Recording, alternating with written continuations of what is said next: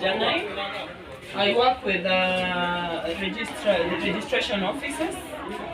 With me here is Phyllis Mokeira and her 5 kids, including that one over there. The husband is the stepfather to the 2 kids, and he has been beating these kids for a very long time. And Phyllis Mokeira needs your help. She wants to get out of that marriage. She wants food for the kids. She doesn't have a house, so we are pleading with you guys if you can assist anything you have for these kids, because if you can check the kids, the back and everywhere, that badly beaten. So we are praying that and hoping that you will give us anything that you have for these kids to Phyllis Mokeira. Phyllis Mokeira and Nadia. Please, we are ready to pray you guys to help us with anything that you have for these kids. Thank